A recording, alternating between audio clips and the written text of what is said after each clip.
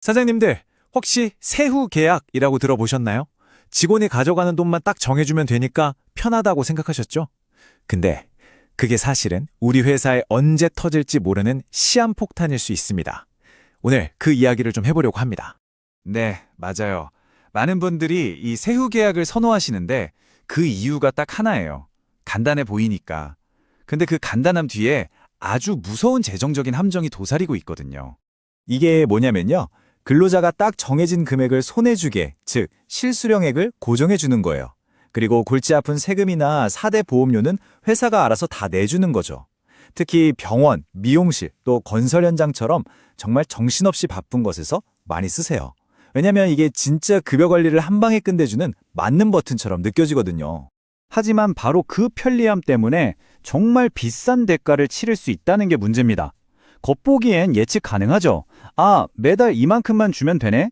하지만 실제로는요, 나도 모르는 사이에 엄청난 비용 폭탄을 만들고 있는 것과 같아요. 자, 그럼 그 폭탄이 대체 뭔지 하나씩 까볼까요? 첫 번째 폭탄은 바로 퇴직금입니다. 이 세후 계약 때문에 가장 흔하게 그리고 가장 돈이 많이 깨지는 문제가 바로 이 퇴직금 분쟁이에요. 보통 이렇게 생각하시죠? 내가 매달 300만 원 주기로 했으니까 퇴직금도 그 300만 원 기준으로 계상하면 되겠지?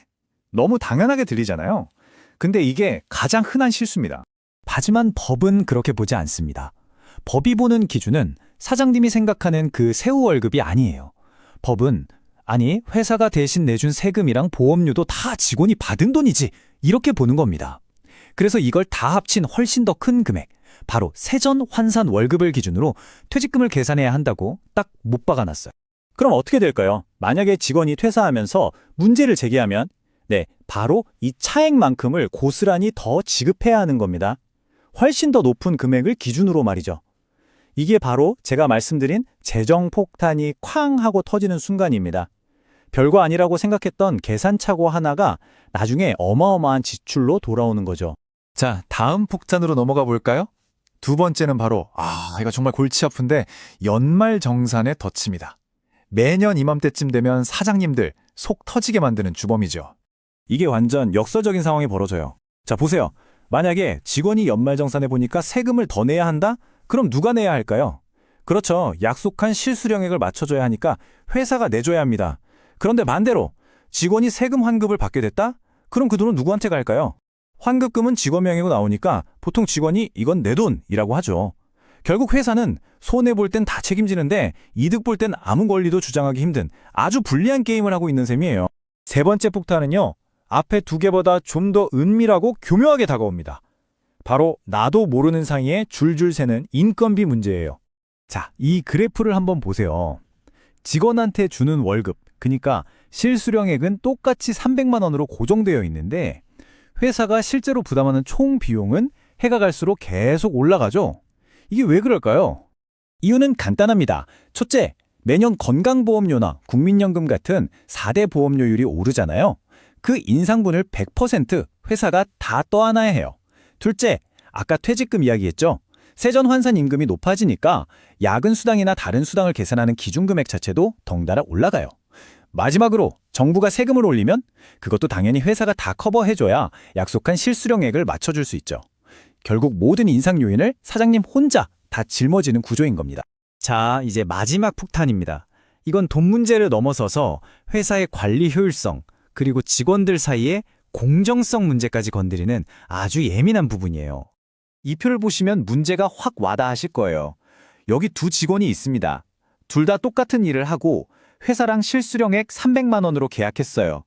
그런데 한 명은 미혼이고 부양가족이 없어서 내야 할 세금이 많아요. 다른 한 명은 결혼도 했고 아이도 있어서 세금 공제를 많이 받죠. 그럼 어떻게 될까요?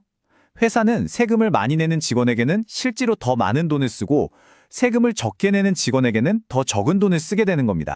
결과적으로 똑같은 일을 하는 직원인데도 회사가 지불하는 비용은 제각각이 되는 거예요. 이거 정말 비효율적이지 않나요? 이러면 인건비 예산을 짜는 것부터가 불가능해져요. 직원의 능력이나 성과가 아니라 그 사람의 결혼 여부나 자녀 수 같은 개인적인 사생활이 우리 회사의 비용을 결정하게 되는 이상한 상황이 벌어지는 거죠. 자, 오늘 이야기 정리해 보겠습니다. 첫째, 세후 계약은 나중에 퇴직금 폭탄을 맞을 위험이 아주 큽니다. 둘째, 고정월급이라고 생각했지만 사실은 매년 예측 불가능하게 오르는 변동비용 덩어리였고요. 셋째, 똑같은 일을 하는 직원에게 다른 비용을 지불하게 만들어서 비효율적이고 불공평한 구조를 만듭니다. 결국 그 간단함이라는 허울 뒤에 법적, 재정적, 운영상의 리스크가 덕지덕지 붙어있는 셈이죠. 그래서 지금 이 계약을 쓰고 계신 사장님들께 꼭 여쭤보고 싶습니다. 그 잠깐의 편리함이 과연 이 모든 장기적인 위험을 감수할 만큼의 가치가 있을까요? 오늘 준비한 내용은 여기까지입니다. 혹시 우리 회사도 당장의 편의성 때문에 나중에 더 큰 화를 부를 수 있는 위험을 안고 있는 건 아닌지 이번 기회에 꼭 한번 계약서를 다시 들여다보셨으면 좋겠습니다.